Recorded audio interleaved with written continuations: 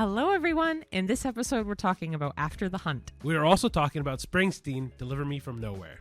And a big classic, Back to the Future. But first, we always start with our movie news. And of course, we have our October spooky screen season. And for the second half, it's all things Halloween.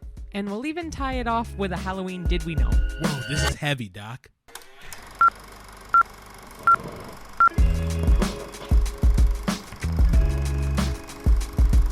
Hello, everyone. Hey, everybody. And welcome to another episode of the A-List Admission. Yes, and if you're brand new, welcome.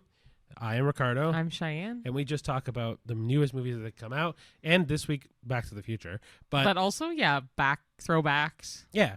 But also to try to, so that way you're informed of what is the best new movie out there from our opinion. Yeah, 100%. Yeah. So, a little bit of personal news that is not relevant to movies literally at all. Just related to the Canadian side of things. So, yeah, if anybody is sports people, as well as movies people, but sports people. Definitely sports people. By the time this comes out, we will know. But we're recording this on Thursday the 30th. Of October, and Game 5 of the World Series had just happened. For baseball. Sorry, yeah. You literally said sports. Point. I'm like, I don't know if, Game 5 of the Baseball World Series has happened. The Jays are up 3-2. And as Canadians, we'll know, obviously, by the time this comes out. I am really hoping the Jays can pull this off. I have never seen them win a World Series. I never honestly, I never thought, just because as a Toronto fan base, we are not that lucky. But man, if they can pull it off, I'd be so fucking happy. Yeah, it's just, I'm even honestly that we got to this point, considering where we ended up in the standings last year and how this year started and even like some of the signings that we got. Dude, I'm just super happy. This team is a bunch of fighters, grinders, and I am just beyond stoked that we made it to the World Series. But the fact that we could win it either Halloween night or November 1st, depending on how far it goes, I'm just ecstatic right now. So for people who don't know sports or don't care to know sports, Toronto Blue Jays is the one and only Canadian baseball team. Yes. There used to be a Montreal Expos, but they have since shut down. Yeah. So they're one of 3 major sports teams for Toronto. No, the Toronto Raptors, Toronto Maple Leafs for hockey. Raptors is basketball. Blue Jays is baseball, and then there is the Argonauts for football, but it's not as well known. The Canadian Football League is not as common. But yeah, I would say those are the main 3 sports, right? Hockey, baseball, and basketball for Canadians. The Raptors, the Maple Leafs, and the Blue Jays. And just as a precursor, whatever. Like Ricky said, if you like sports, but we are a movie-based thing, but this is our like personal news side, more so for Ricky for sure, which I'm excited for him if the Jays win. Yeah, just little brief history for me. I played baseball when I was super young, played it all the way until I was done high school, and baseball is very, very near to my heart. And right next to it is movies. But yeah, if you're a sports person at all that's interested and that really cares about baseball in particular, for us Canadians, especially as a country, we only root for one team. It's really, really cool that our Canadian baseball team might just pull off this win. I think it's really cool regardless to be alive for a World Series that's so close to home, and we've seen so many Jays games in person. Yeah. I know a couple of people who are actually going to some of the World Series games for a pretty penny or pretty nickel, because we don't have pennies, but it is very expensive. So they're doing a lot of really big watch parties. Mm-hmm. I don't know if you knew this, but in Toronto there's the Scotiabank Arena. Yeah. They're doing a giant watch party for like $15 tickets. On a Jumbotron type thing, so. But yeah, me and I have been watching it on my phone at home. Yeah, I'm just really, really excited. That's kind of all it is. Yeah, like I said, by the time this comes out, which will be November the 4th, I want to say, we will have known. It will be November 4th. Nice. We will have already known the answer to this, whether the Los Angeles Dodgers win it or the Toronto Blue Jays win it. I'm on the side that I really hope that the Toronto Blue Jays do it, obviously. But, I mean, both teams played very, very well. I'm just super excited that our homegrown Canadian team is going to do it. Yeah, and by the time this airs, it'll also have been Halloween, which is why the latter half's going to be all Halloween-based, and I'm very excited. I'm actually a little sad this year for Halloween, because I feel like I didn't get to celebrate it as much as I wanted to, and didn't get to watch as many movies as I wanted to. I mean... So I might chop off some extra tomorrow. But yeah, well, I'll definitely keep watching horror movies. This will be the last of our Halloween specials. I know. But, I mean...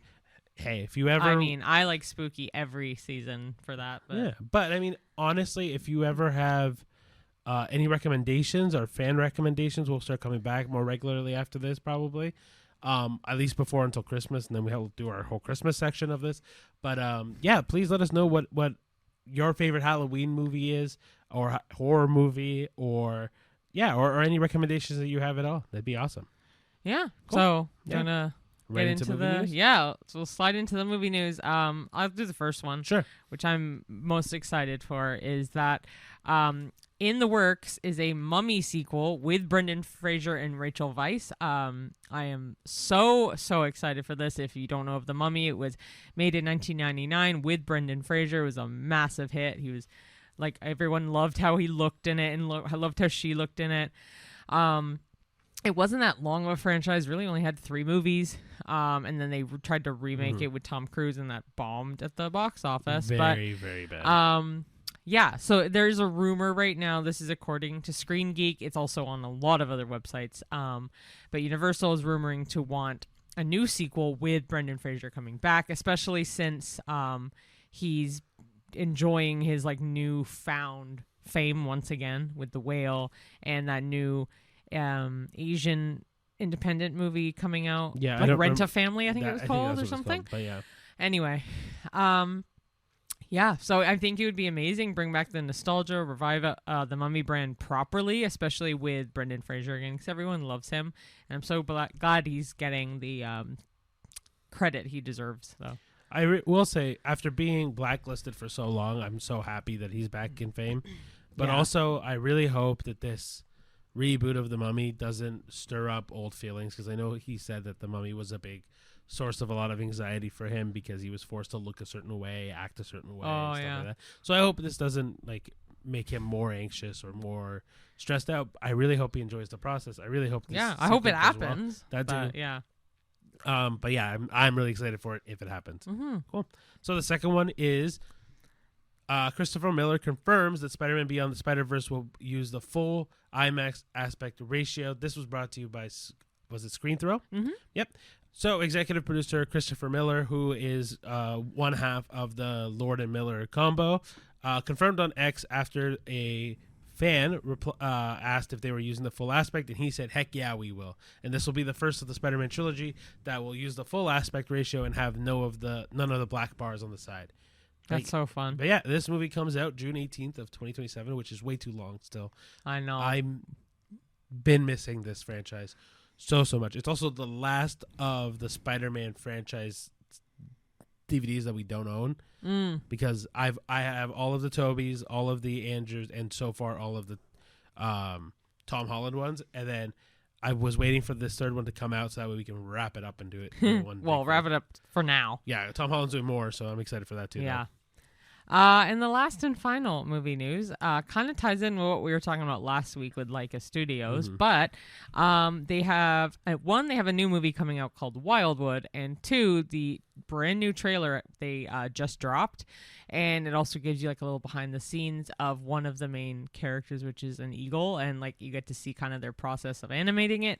But yeah, it's called Wildwood. From what I saw, it looks great. I obviously know it's going to be great, but yeah, that's really, really exciting. Yeah, I mean, LAIKA always does really, really good shit, and so I'm really excited for it. Anything LAIKA, honestly, minus the missing link because we haven't seen it yet, but like, it is just on the always on the back of our minds to watch another LAIKA movie. All right. So we'll go now into our 3 movie reviews. Okay. So the first one we saw was After the Hunt. Came out in 2025, obviously. The director is Luca Guadagnino. Yes. It's rated R, and it has a runtime of 139 minutes, which is 2 hours and 19 minutes, thereabouts. And then the main cast includes Julia Roberts, Ayo Edebiri, Andrew Garfield, Michael Stuhlbarg, and Chloe Sevigny. Ironically, Andrew Garfield, because we just talked about Spider-Man. That's so funny.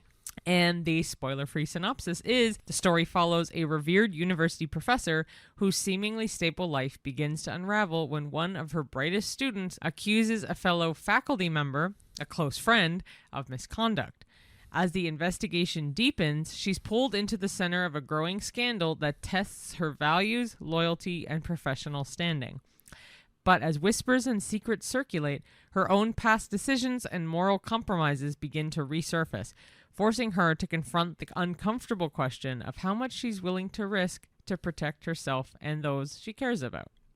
Okay, so what did you think about After the Hunt? I thought it was kind of boring. The story was interesting. I mean, it was a good cast. Like Julia Roberts and Andrew Garfield, great. But yeah, it was lacking something. I mean, I agree with you. It was very slow. The drama of it wasn't like, I don't know. It was interesting, in some aspects, but most of it was just very, very slow. I wasn't hooked. Maybe it's because I didn't care necessarily about any of the characters. I know that the idea of the sexual misconduct and like trying to figure out if it was legitimate or not, seeing how the world reacts around it, seeing how the teacher reacts around the student approaching her because she's looking for comfort, and then looking at that in a societal way. I don't know, maybe if it was just too deep. I don't know if it was maybe just like, it was an all right movie. It's just not a movie that I think I will go and actively watch on my own time. I think that's at the end of it. Yeah, I wasn't necessarily looking forward to this movie, and now I get why I wasn't really looking forward to this movie. It just wasn't. It wasn't what I wanted. I think I was looking forward for Andrew Garfield. Yeah, and he wasn't even in it like a huge majority of the time. He was in it quite a bit, but I think it was... Comparatively, Ayo and Julia were in it a lot longer. Yeah, because it was Ayo's story. Yeah. Sorry, it's Ayo's story and Julia Roberts' story, for sure. I don't know. I wanted to like it. I think I wanted to like it in a deeply intellectual way, but I just wasn't compelled. Yeah, I think that was my thing at the end of it. What do you want to rate it? You pick first. I think I'm going to go 4. Yeah, I'll do 4. Because the acting was really good. I think it was just story. Yeah, I think it was just story. Definitely a 4. Like, it was definitely dramatic, but it wasn't like on the edge of my seat dramatic. I think if it had like maybe a little bit more like pop to it, like something to like really entice the mass majority of people, right? Yeah. Okay, so the next movie we watched was Springsteen, Deliver Me From Nowhere. The director was Scott Cooper. Rating was PG-13. The runtime was 119 minutes. And your main cast is Jeremy Allen White, Jeremy Strong, Paul Walter Hauser, Stephen Graham, and Odessa Young. Cool. And then your spoiler-free synopsis is, the film follows legendary musician Bruce Springsteen during a pivotal and introspective chapter of his career, the making of his 1982 album Nebraska. At a crossroads of fame and artistic expectation, Springsteen retreats from the spotlight, striving to reconcile his upbringing, emotional wounds, and creative voice. The story captures his decision to strip back the production, record alone on a 4-track machine in New Jersey, and embrace a stark acoustic aesthetic. Amid internal turmoil and external pressure, he must choose whether to pursue commercial success or follow a more authentic and riskier path. That was a lot of tongue twisters in that thing. I don't know how you did acoustic aesthetic. I was like, wow. I think this, okay, it's completely side note. This podcast has definitely, I think, increased my reading ability. Maybe. Or your, what's the word I'm thinking of? Your diction. Yeah. I think also, this was a thing in music. It's, linguistics? No, in music. It's like the blind reading, like, sight reading. That's what it is. The fuck? Sight reading is when you're able to read music for the first time, and how well you can do just reading it off rip. Wow. Yeah. So this kind of feels like that, because I don't read the synopsises beforehand. We just kind of go. And you don't sight read either, so. with music. You do sight read. You know how to sight read? Absolutely. So if you looked at a note, you'd know it's like an E? Yeah. Wow. I went to music for all 4 years of high school. I really liked music in high school. Actually, you should go back into it. I should. Anyway, back to the movie stuff. Okay, so then what were your thoughts on Springsteen Deliver Me From Nowhere? The music was amazing. Jeremy Allen White was incredible. Actually, yeah. Let's talk about that first. The acting, everybody's acting in this was brilliant. Well, let's talk about all the pros. Aside, like that, also, we were the only people in the theater. Oh, and it actually it was one of the things that me and Cheyenne really just had a quick moment to say, like, if we could do this podcast properly, I think that'd be a brilliant way to do it. Because we were just kind of talking our notes through it. And that was really fun. And it was like, obviously, we don't get annoyed from phones or screaming people or people that just naturally annoy the fuck out of us in the movie theater. That being said, obviously, when crowds interact in a positive way, it elevates a movie experience all the way. Yeah. But this movie is slow and boring. Yeah, both of these really sucked. So in theaters, there's the 3 movies. The first 2 are not great. So if we're gonna go into this, so both of these movies came out actually the previous week, so before Halloween, but we never got a chance to see them. And after the hunt, we knew that we were gonna delay because there was only one movie, right? And Springsteen kind of came out of nowhere, and no one. Came out of nowhere. I didn't hear anybody talk about it. I didn't hear anybody no one I knew was seeing it. I didn't even see it on Cineplex until way later. And then the poster that they actually uses Springsteen's face and not Jeremy Allen White. Really? Yes. And so I thought it was a concert show, right? And then I realized it was not, and it was Jeremy Allen White's one. And then we're like, oh shit, we have to see it. The one movie that actually comes out on Halloween that we're going to see for next week is, I don't know how to pronounce it, Begonia, yeah. Right now it's only a limited release, so whenever it does come, then we will watch it. Yeah, but we're probably gonna we're gonna try to find a watch for it for next week. Mm-hmm. Anyway, back to this movie. This movie there's a lot of good parts to it. Like I said, the music was very very good, very clear, very not pun not intended, instrumental to the movie. Like it really was. It was so relaxing. It was so calming. And I don't like Bruce Springsteen's music whatsoever. We're both not like a huge fan of Bruce Springsteen. And the thing is, though, I'm still not after this movie. Whereas with Bob Dylan's A Complete Unknown, I'm a fan. I think I'd be interested to hear the Nebraska album now fully. But yeah, the thing with this movie was that it wasn't dramatic. It wasn't engaging. It wasn't like, it really didn't make me go, holy shit, let me learn everything about Bruce Springsteen. But I think that's for 2 big reasons. One, it doesn't tell Bruce Springsteen's rise to fame, and there isn't enough drama in the movie to make it engaging. Yeah, I agree. Right? Like, if this was his rise to fame, the beginning of him becoming famous and growing and that I can get behind, right? Like when we watched Better Man, and when we watched Bohemian Rhapsody, when we watched A Complete Unknown or Rocket Man, like all of those all do a much better job at telling the story of the artist. This does a good job at telling a partial story of the artist, but it's also not that dramatic. No, because it's all tied to the one album, too. Right. So while I completely understand the idea behind it and the importance of it to Bruce Springsteen, as someone who isn't a fan of Bruce Springsteen, I didn't enjoy it that much. I can see people who love Bruce Springsteen getting enjoyment out of this because they learned a little bit more about a specific album. But for the common viewer, for someone that doesn't really care so much about Bruce Springsteen, this movie we could have not seen this movie and I wouldn't have missed anything. I just would have missed the Jeremy Allen White acting class because he did such a good job for this. Yeah. Do you have anything to add? Sorry, I zoned out. Not really. You kind of hit the nail on the head. It's just not that great. It is fairly boring.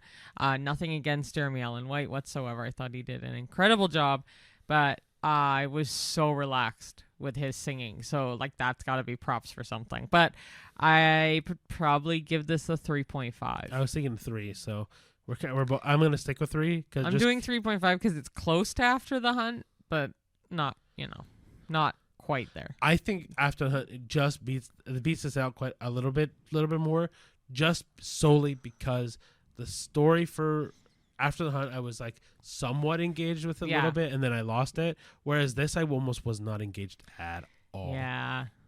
I agree. The music makes up for this, and the acting makes up for it. 100%. 100%. Okay, you want to do your favorite one last? Yeah. So this got re-released for its 40th anniversary. It got re-released in theaters. This one is one of my all-time favorite movie trilogies, and it is Back to the Future from 1985.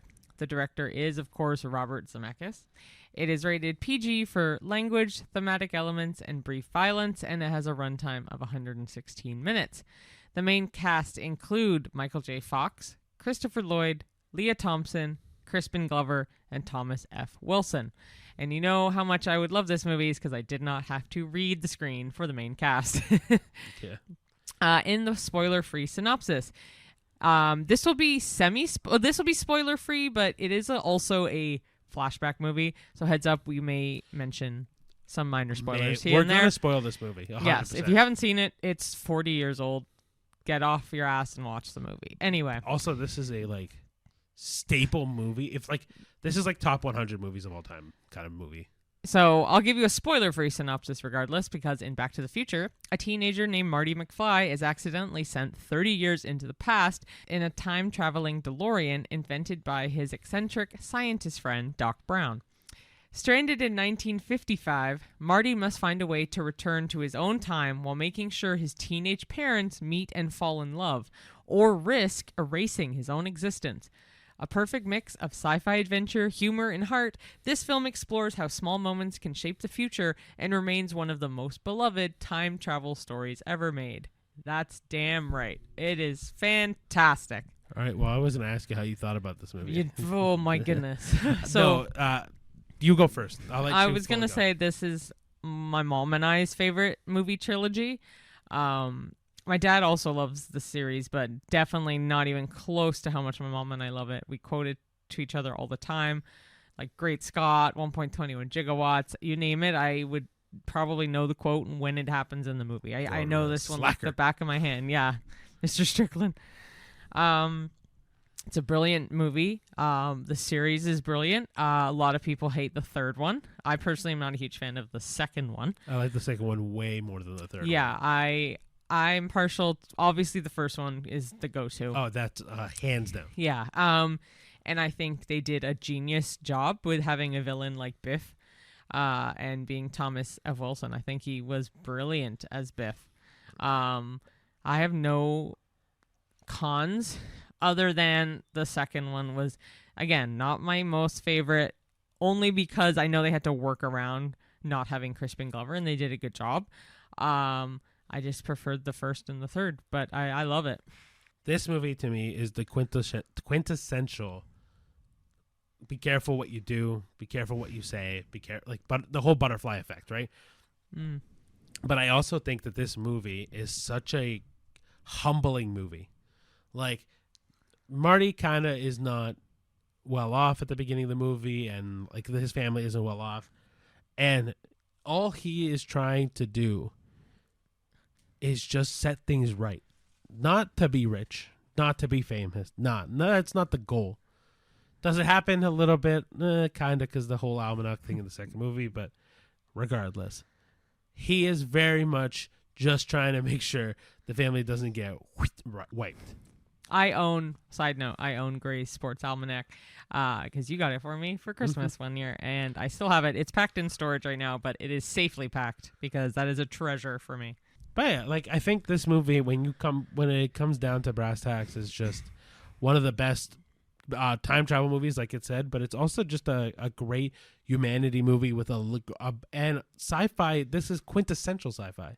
Yeah, but it's not like Aliens kind of sci-fi. It's time travel. There's a little bit of alien stuff in it. When he pretends to be when he pretends to be the Darth Vader. Yeah, I Spock am thing. Darth Vader. Which is also the Vulcan Star Trek sign. I know. He combines like six I know. things together. And he freaks his dad out. Brilliant. Yeah, that's what you meant. Yes, but not like Men in Black. No, not like, actually alien stuff, but time travel. It's an amazing movie. One of the best. You are my density. I mean, destiny. Yeah, such a good movie, dude. Yeah, I know. Kevin, just give me a Pepsi free. If I gotta give you a Pepsi, you gotta pay for it. Like that's also number 2. Don't go by me. I was gonna say Pepsi free's the future one, right? And the second one. Yeah. Again, I know these movies very, very well, and I am very happy that they re-released it. They released Jaws and Back to the Future. You have to remember, in the 75 and 85, 2 massive movies came out, but also in 85, I think a lot other famous movies did come out too. Yeah. But this one tops my list. Out of all 3 movies, if you do get a chance to see Back to the Future re-released in theaters, I highly recommend that you do, because it's a brilliant movie by an absolutely brilliant director, one of my favorite directors. And Robert Zemeckis has done so fucking much for film. Like, yeah. we can even talk about, like, we talked about, oh my gosh, Forrest Gump earlier this year, and that's Robert Zemeckis' movie. Polar Express. Dude, I can't even think of them, but there's so many of them, right? Like, or even, this is a Spielberg movie, but the amount of Zemeckis references in Ready Player One is also insane. Anyway, but like, this movie, guys, if there was a movie that we could recommend, and to me, this almost gets a 10, if not a 10. Like, this gets a 10. I think all this is day. on our 10. This is my 10. Yeah. This is definitely on the list of recommend. Like, if we could, honestly, we should probably make one, a proper one, an A-list podcast list. Mm-hmm. This is number 1 on that list. For flashback movies or throwback? For best movies of all time. Oh, on the list of 10? Yeah. That we've talked about, you mean? No, not 10. Like, but top movies of all time. That we've talked about, though. Yeah. Oh, okay. Yeah, then I agree. 100%. Like, I think this is a brilliant movie that I would recommend to anybody who loves sci-fi. 100%. And also the cast as well. Are you kidding me? Michael J. Fox and Christopher Lloyd alone, but then you have Leah Thompson and Crispin Glover and Tom Wilson. They're all genius actors. And Marty McFly's doing so much he's like a really big humanitarian with the Parkinson's. He does a lot of research, and he has a foundation, I think, too. Yep. In 2010, they also, Christopher Lloyd and Michael J. Fox came back on stage, and they came back out of the DeLorean, which also really cool idea to just use at that time a well-known everyday car and make it a time-traveling machine. Because the DeLorean was just a literal everyday vehicle. Oh, yeah. But if you ever do also get a chance to watch behind the scenes of making of this movie, if you are a fan, I highly recommend it. There's tons of different ones you can watch. It has some really cool secrets and stuff like that. And it's also in the DVD/Blu-ray if you ever want to watch that.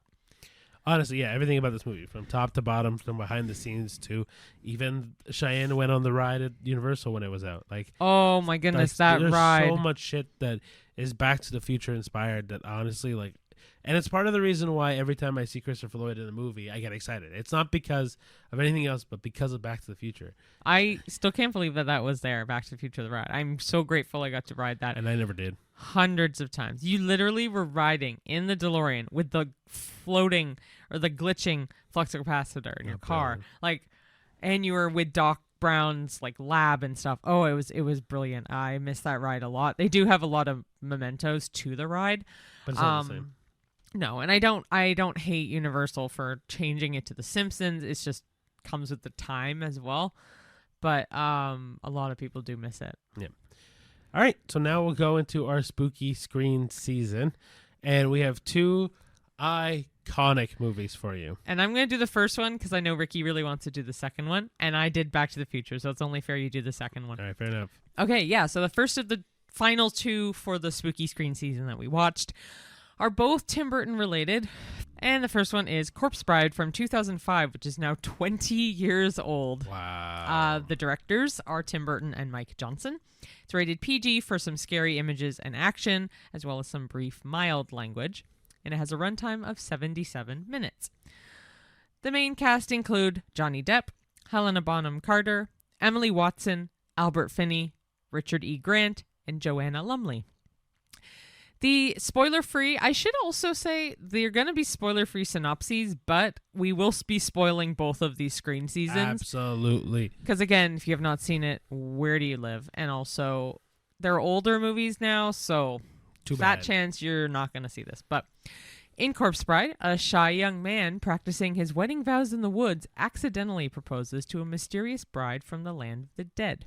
Pulled into a colorful and eerie underworld, he must navigate between two worlds, the living and the deceased, while uncovering what true love and commitment really mean. Blending gothic charm, dark humor, and stop-motion artistry, the film tells a heartfelt story about love, loss, and destiny. What did you think of Corpse Bride? So me and Cheyenne love anything Tim Burton.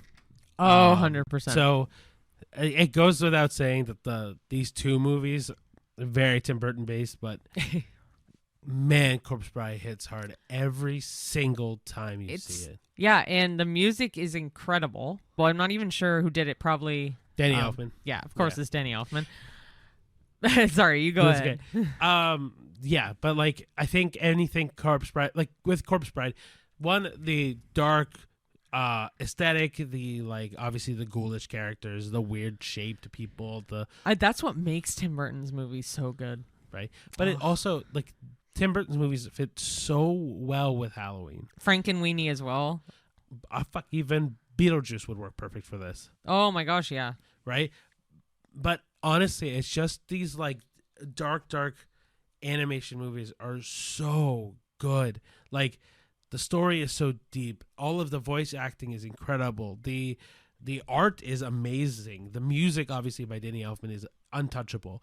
And I think that the heart behind every single one of these stories is just so profound. Like Victor talking to Victoria and falling in love with Victoria, and then him accidentally proposing to Emily, and then that whole story of him going this unrequited love story, and then, but that's the whole kind of fucking movie where this is this tinge of arranged marriage. Yeah, this tinge of unrequited love that becomes very much like requited. Like I was gonna say requited, but I'm like I don't like that word. Regardless, it's like everything is like a returned, right? So like Victor falling for Emily once things in the real world surpass him.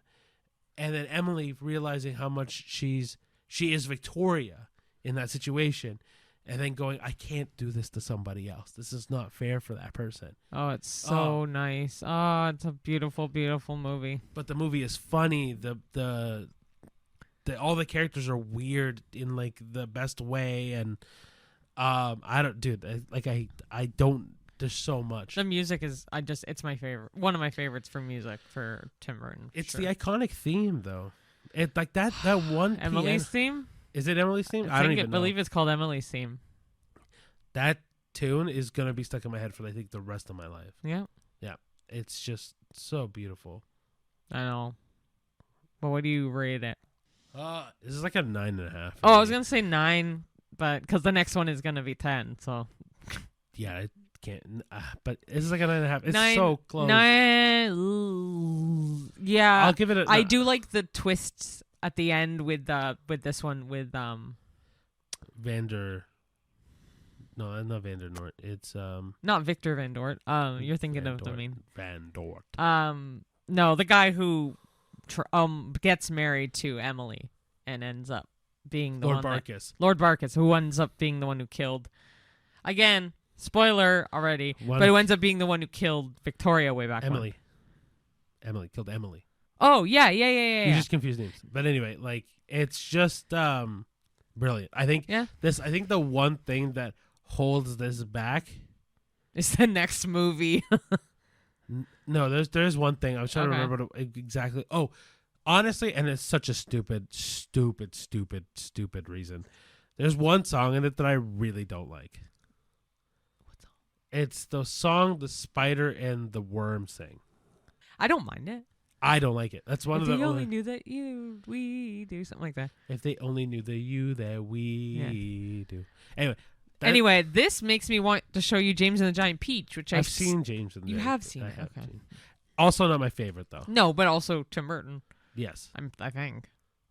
If it's not Tim Burton, it's very much Tim Burton. It's an incredible simulation. So that song, the one that the spider and the worm sing, which I'm pretty sure is like I think it's called "If We Only Knew" or something like that. That one is truly not my favorite. I don't like it. I know you like it, but I don't mind. Like it's my least favorite one for sure. I really like the one. I don't even know what it's called. And I don't even know how I could describe it. The one I just sang to you. Yeah, it's the one where they're talking in the welcoming bar. committee. The welcoming committee with the skeletons. Yeah. Anyway, very jazzy. Yes. Yeah. So 9.5. I'm going to agree with you. Okay. Yeah. Last but not least, this is the one movie Cheyenne and I will watch twice a year, and it's even more than that. Well, sometimes, more than that, but like have to watch for Halloween and Christmas. Because it's The Nightmare Before Christmas of 1993. The director is Henry Selick. The rating's PG for some scary images.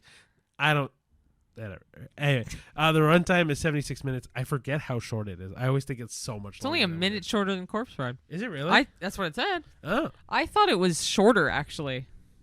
I thought it was an hour and 13, but that's fine. The main cast is Chris Sarandon, Catherine O'Hara, Danny Elfman, William Hickey, Glenn Shaddix, Paul Rubens, and Ken Page.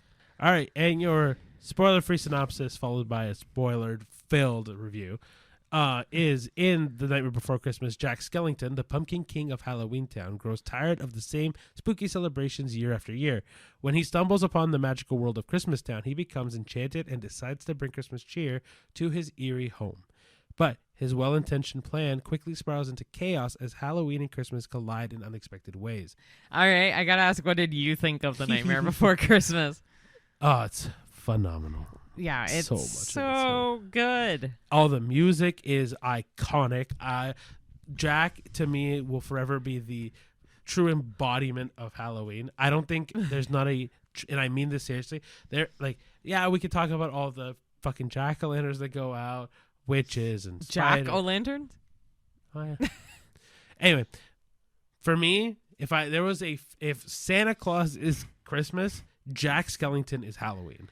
And his reaction to Christmas, it makes my day every time I watch this movie. His happiness at seeing all this like lights and whimsy and all this. Oh my gosh! But then let's talk about the music again. Danny Elfman to me, this is Danny Elfman's masterpiece. I absolutely love Danny Elfman. He also has the best speaking voice, in my opinion.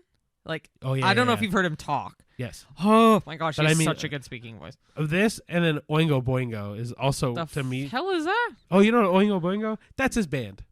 Oh yes, I have heard of this. Yes, but very I was like, different types just of randomly if you just throw in Oingo Boingo, I'm like, yeah, but it's very different music. Like that's why I mean, like it's crazy weird. Wow. Anyway, but like Jack's Lament, What's This? The Pumpkin King. I can't think of any more. Did you say What's This? Sorry. Yeah, that was the second one. But anyway. Yeah, and then Sally's Lament. I thought it was Jack's Lament. Oh fuck. Sally had one too. No. Sally's version, and then there's Jack's, and then Sandy Claus, like kidnapped Sandy Claus. Oh my gosh, yes. Like, and then Oogie Boogie's whole song. Great voice casting. I mean, Catherine O'Hara, Paul Rubens, Ken Page, and Chris Sarandon, and Danny Elfman. Like they're all. Yes, for those that don't know, Danny Elfman is the singing voice for Chris Sarandon's Jack Skellington, and it's gorgeous. There is a controversial opinion that Danny Elfman should have just done both, but I digress. Why didn't he? Do we know? He didn't want Tim Burton didn't want Danny to voice him. He liked Chris Sarandon's voice, but Chris Sarandon couldn't sing, and therefore he asked Danny Elfman to sing. But the weird thing is, it sounds the same. Slightly different. Oh, the singing voice and his talking voice. And Chris Sarandon's talking voice. Yeah. But Danny Elfman's talking voice doesn't sound like that. And he's right. I think it's a smart idea that he didn't do Regardless, it is just perfect. I think, but even like the cute characters that show up in this movie, like we got Zero, which by the way, I think is the epitome of a perfect dog. I don't think anybody, again, thinks, when I think of a perfect dog, every time I think of a dog is Zero. And I also really like the theory. I know it's probably not true, but Definitely wrong, but I do quite love the theory that ties Frankenweenie, Nightmare Before Christmas, and Corpse Bride together, and it's all the dog. right. So for those that don't know this theory, it starts with Frankenweenie, then goes to Corpse Bride, and then it goes to Nightmare Before Christmas. Word zero, but Yes. I know there is no like logical proof to this, but I love But it's so perfect. because he just randomly decides to make all the dogs have the same body shape in death and in life. Anyway, but then you got obviously the three kids, the trick-or-treating kids, Lock, Shock, and Barrel. Then you have all of the different monsters from like Harley Quinn monster to the vampires, the werewolves, the mayor. And then you got the elves that are weird looking, and Santa Claus is also weird looking. And then one of my favorite villains of all time, one because he's so fucking jazzy and musical, but two because he's actually intimidating, is Oogie Boogie. Yeah, Like, he's fucking creepy. Yeah, dude, especially when he rips off the fucking sack and there's just bugs everywhere. yeah, Dude, terrifying. Also, in the fucking beginning of the thing, he's in the moon. yeah. So I don't know if that's just meant to be more intimidating, but Yeah, I don't know. and regardless, I think this movie is a 10 out of 10, 100%. Yeah, Without question. Like, this is a movie definitely a 10 out of 10 for Halloween. where, one, for also the claymation of it all, because, God forbid, the claymation Yeah, is a lost art that is just phenomenal. Like, LAIKA can also prove this completely, Yeah. right? But two, because the story is undeniably perfect. yeah, Like, you go from a guy who is just cocky and going, man, I just want something different in my life, to finding this enchanting world, to then trying to shove it into his own world that doesn't work. Everyone is trying to support him, and Sally sees the error of the way, and it's just blows up in his face, and he goes, you know what? Fuck it. I am the Pumpkin King. yeah. And he owns who he is after destroying a celebration or holiday. But like, once he owns who he is, he owns who he is. He does right by it, right? I don't know. I just fucking love this movie. Yeah, I agree. Top 10, but top 1, honestly, for Halloween movies. 100%. Yeah, All right, cool. that covers all the new releases, the throwback, and the Halloween movies. So the full second half we'll get into is about Halloween movies. Cool. Yeah. All right, let's get right to it. Okay, so what makes a movie Halloweeny? Is it need scare in it, or can it be like a cozy fall vibe, like Hocus Pocus or Practical Magic? What do you think? I think it has to be a little bit of both, right? Like, you get It can be either or, too. I think it has to have a little of both. Like, even when we look at Halloween Town, there is a scary element to it. When we look at Hocus Pocus, obviously the scary element to Yeah. it. But it also, I think a perfect one is that it is also slightly like warm and comforting, Yeah. right? Like Nightmare Before Christmas, where scary but also very inviting and fun. It definitely needs to have scare at some point. Yeah. Not just cozy fall vibes, because then it's a fall movie. I agree. Yeah. All right, number 2 is rewatch value. Which Halloween films are a yearly tradition versus one-time watches? So definitely Nightmare Before Christmas. Corpse Bride. Hocus Pocus, Halloween Paranorman. Town, Paranorman. Sometimes, well, not always Frankenweenie, but the ones we just mentioned are definitely our yearly traditions for sure. One-time watches, I guess some like shitty horror movies. Yeah, I completely agree with you. I think Like The Witch or... Yeah, like those kind of ones I probably wouldn't rewatch, and they're not be like, I have to watch it. No. But tradition I would like to keep is Smile 2. Oh yeah, we didn't do that this year, but we won't Yeah. watch it.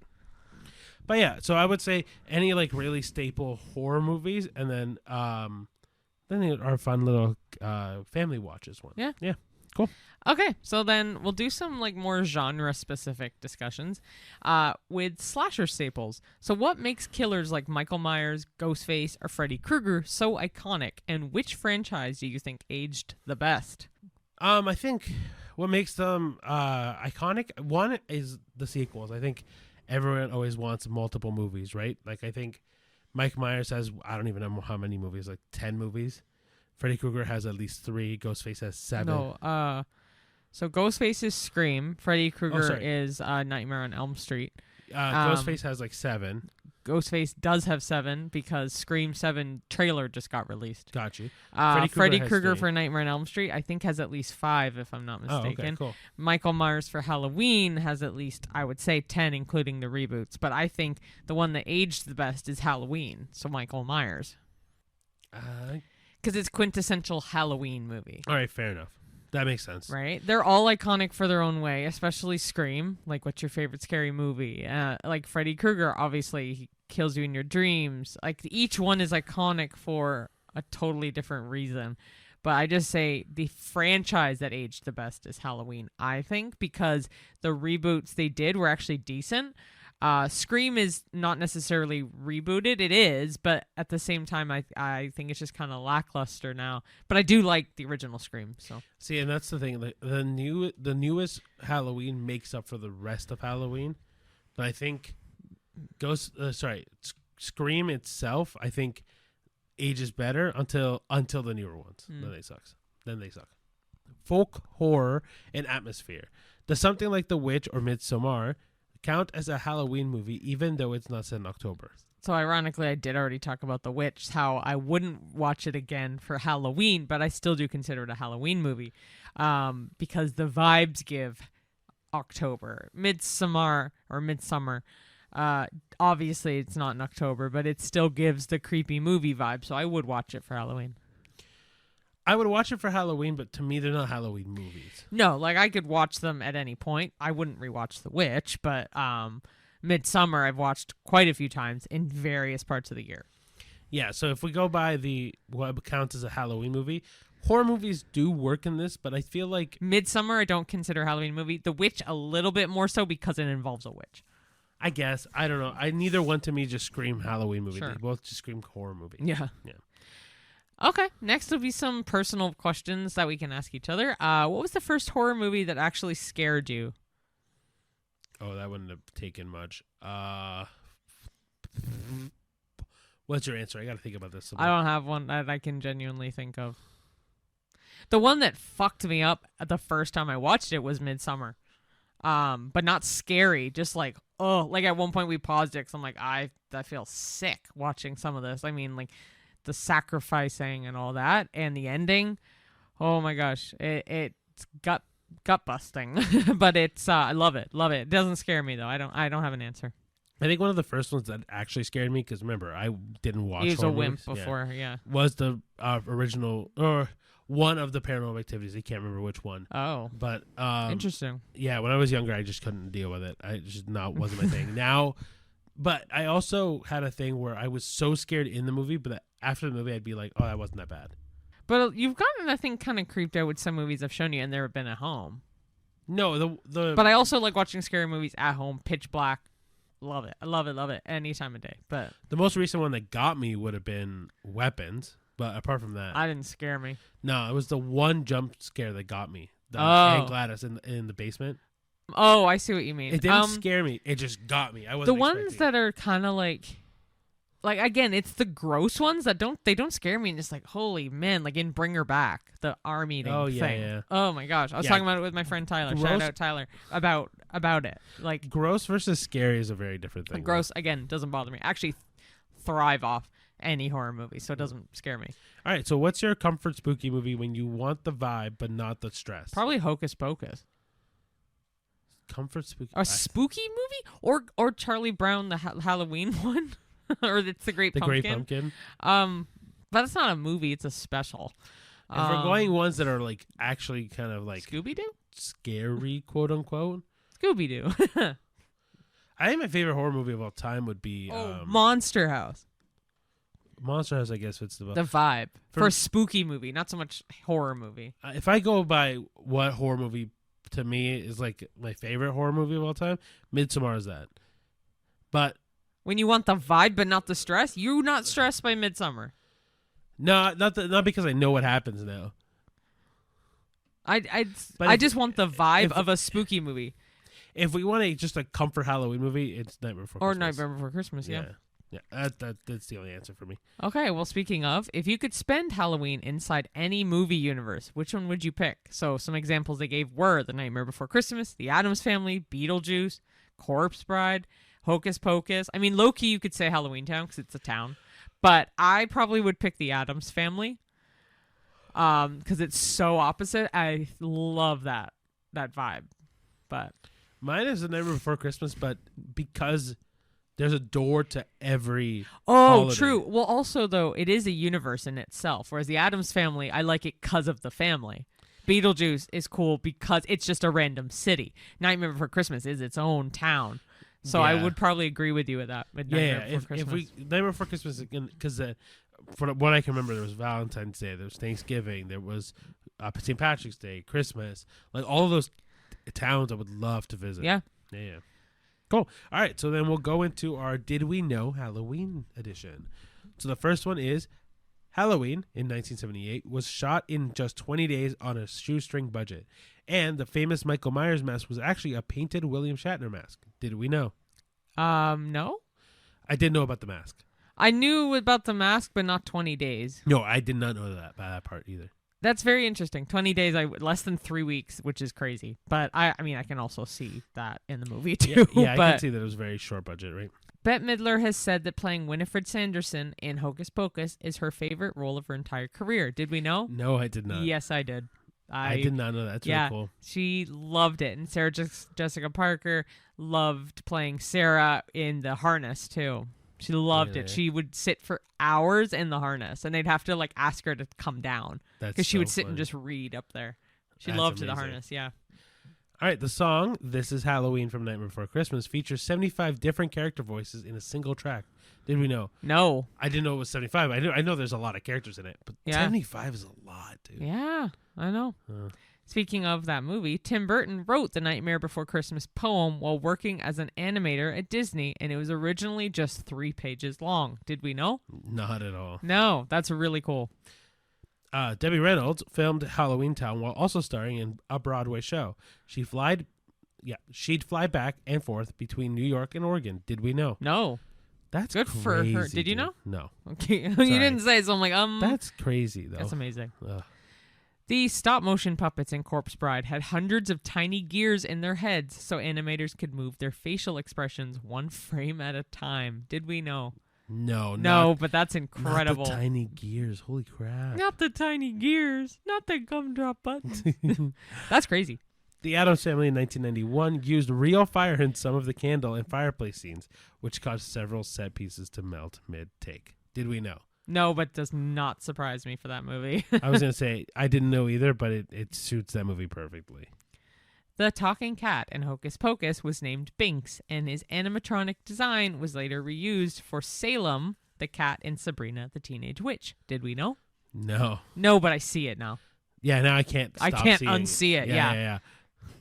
In E.T., the alien's favorite candy was supposed to be M&M's, but Mars said no. So Reese's Pieces got the spotlight and sales skyrocketed. Did we know? Hell yes. This one is a very common fact. It's a very common fact, and rightfully so. Fuck yeah, Reese's Pieces. I love Reese's Pieces. I don't know why, but I thought you were going to say fuck you, M&M's. But no, once in a while I don't mind M&M's, but I like Smarties if you like Canada Reese's candy. Pieces is the shit. Yeah. And the last and final, did we know? Halloween Town's giant pumpkin in the town square is still displayed every October in St. Helens, Oregon, where the movie was filmed. Did we know? Yes. I think I knew this because of something we just talked about recently. I think that's amazing. It's actually a festival that happens every year. That's what it is. Okay. And Kimberly J. Brown goes to it every single year with her husband, who is Calmar Jr.? Whatever his son's Calabar Jr. Did she actually marry Calabar? Yeah. Her love interest in, I think it's the second movie, is who she married. Really? Yeah, it's actually really sweet. So cute. I love her though. Yeah. Okay, well, that kind of sums up our Halloween-esque episode. Thank you so much for watching and listening, and liking, commenting, and subscribing. Please do so if you have not already. Any likes, we really appreciate, and any comments, leave us feedback, negative, positive, just shout us out if you'd like. Word of mouth means a lot. And if you would like, you can follow us along on all social media, which includes Letterboxd at the A-List Pod and X at the A-List Pod. And then everything else will be the A-List Admission, which includes Instagram, Facebook, TikTok, Threads, YouTube, and I think that's it. I don't know if I said TikTok. I'm going to say did, you TikTok again, but we do have short form content on Instagram, YouTube, and TikTok. And then we also have audio versions of our podcast that you can listen to in your car or just at the gym whenever you want to relax with our soothing voices. But it's on Spotify, Apple Podcasts, wherever you do get your podcasts. And then if you'd like to see the video version of those audio bits, YouTube and Spotify do offer that as well. But just come on over to YouTube and watch our full videos that way. Yeah. But again, just a quick clarification. These are our opinions on these movies and all things movie news and did we knows and all that. If you like it, great. If you don't like it, great. We appreciate you listening and watching and enjoying our banter and enjoying our love of movies and at least for this episode, baseball. And with that, until next time, we'll see you at the movies. See you there. Happy Bye. Halloween. Happy Halloween.